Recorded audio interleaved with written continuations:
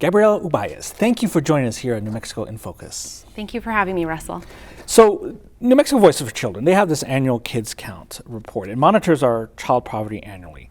While there are some positive signs about improving families with, say, high school diplomas, we still rank near the bottom in many categories. What are we getting wrong here?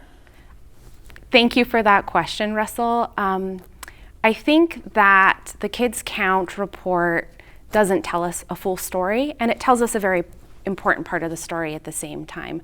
So our most recent Kids Count data showed that 24% of children in New Mexico are still living in poverty, and that's down from 31% 10 years ago. So we're making great strides, and what we measure matters. At Voices, we like to nerd out about policy and the way that we look at data, and there are other ways to look at where New Mexico is in terms of poverty for children.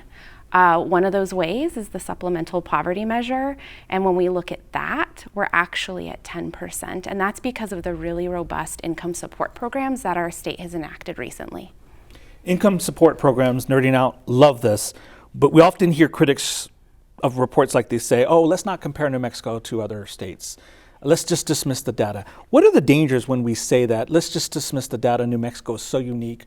We don't need to compare ourselves to Connecticut or Massachusetts. Are there any dangers in that? I don't think there are dangers in that specifically, and I don't see the value in saying, okay, we're 50th.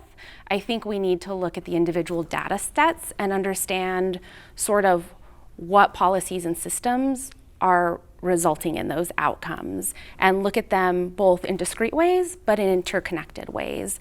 And so we need to understand that we're competing against ourselves, and there are other things we can measure that show us where we're making positive impact.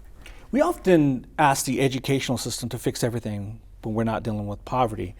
What should we be doing to address the poverty and child well-being when that could fix the educational system? See, it's the other way around. Is there anything we need to be thinking about holistically there? Yeah, the persistent childhood poverty narrative in New Mexico is something I'm really interested in. And I think, there's a few issues with that narrative that we need to address. Is we need to talk about it with a lot more nuance, and understand how poverty impacts different families in different ways because of historic inequities and oppression that is baked into our systems. And so we know that children of color suffer much greater rates of poverty. I think Hispanic children are at 27%, Black children in New Mexico 29%, Native children 39%. And so we need to understand how race plays into inequities that result in poverty. At the same time, in New Mexico, our goal should be 0 children living in poverty, and 14% of white children also are living in poverty in New Mexico. The other thing I'd like to say is when we look at the deficit-based data, some people are very rightfully frustrated and think that we're saying New Mexico is bad or New Mexicans are bad. Absolutely not. We believe that systems that have existed for a really long time are resulting in these persistent poverty rates. And the good news is we have the power to change them. And so what I'm really proud of is, especially in the last decade, New Mexico has made great strides in those income support programs that I talked about that has reduced our supplemental poverty rate to 10%. So New Mexico families are doing much better, and we have results to show for it, and so we should keep investing in those programs. You make a good point. Let's look at some other data rather than the data that we run to, say, the lunch programs and so forth. What other data should we be pulling out and looking at that tells us a different story that would kind of change the way we look at things? Is there anything you can point to say we should be focusing on that? I don't know exactly what other data we should be looking at in terms of people, but what I will say is we should also start collecting data that focuses on systems. And so not how are New Mexicans doing as the only thing we look at, but how are systems serving people, how are they reaching people, and how are those systems impacting their lives? So let's judge the systems a little more and compare that to where people are ending up as a result of them. So that you wouldn't put the blame on the people. You're saying, wait a minute, you have to consider the systems. Yeah, we never put the blame on the people. It's the systems that we have the power to change. And that's the good news, right? We create the systems, we can reimagine them too.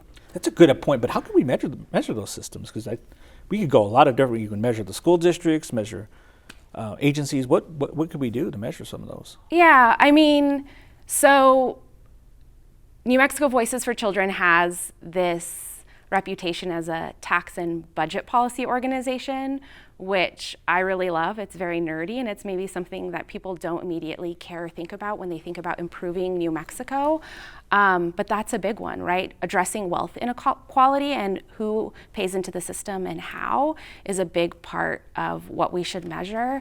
And New Mexico is doing really great there. I don't know if you've heard this stat, but we're in the top 10 in the nation for the most fair and progressive tax policies, and we actually are the most improved in the nation. And so those who are making and earning the least are not paying the most anymore, and those who are very well off and wealthy are paying more into the systems that benefit us all. And so that's one example of where we can measure our systems for impact.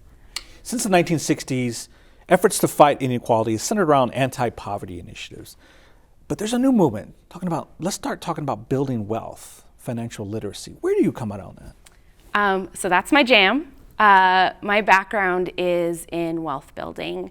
I want to be very clear that I don't think the discussion should ever be, should we focus on poverty alleviation or wealth building? It's and. We need them both.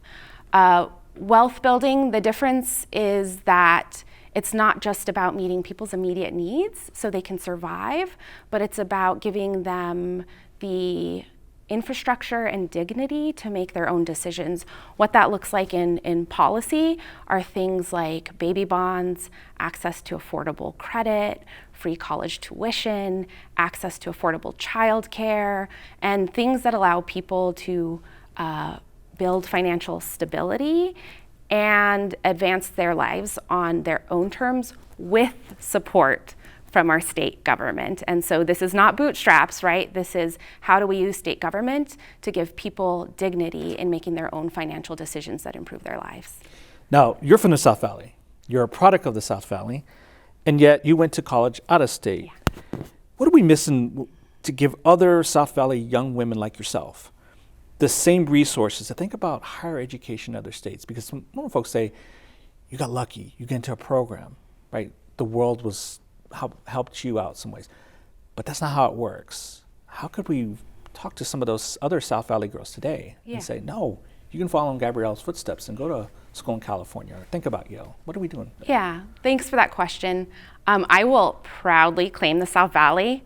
My parents are from Rio Grande High School. I actually went to Valley High School, so I was a North Valley kid, but Valley girl through and through. Similar experience, going to an Albuquerque public school, and I think dreaming bigger than maybe some of the people around me thought was possible. Part of it was luck, but not dumb luck. It was the adults around me creating things that set me up for success. A big thing in my life was an after-school and summer program I went to called Working Classroom. It's an organization that's still around. It's been around for I think almost 40 years now, and it's where we spent our summers and afternoons being critical thinkers. At 17, we were talking about things like predatory lending, which is hilarious to me, like what 17-year-old knows that term? And that just really got us involved in the community through arts and social justice and collaboration. You have 3 small children, as I do. I have 2. And you choose to live here in New Mexico, in Albuquerque, and you can go anywhere else, but why do you stay here? This is home. I mean, we love New Mexico. We love the people here.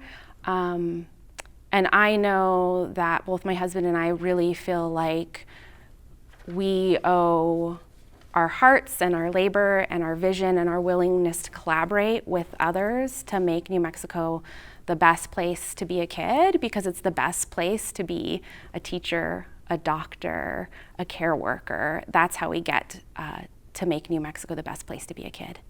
Gabrielle Baez, Executive Director of New Mexico Voices for Children, thank you for joining us today. Thank you, Russell.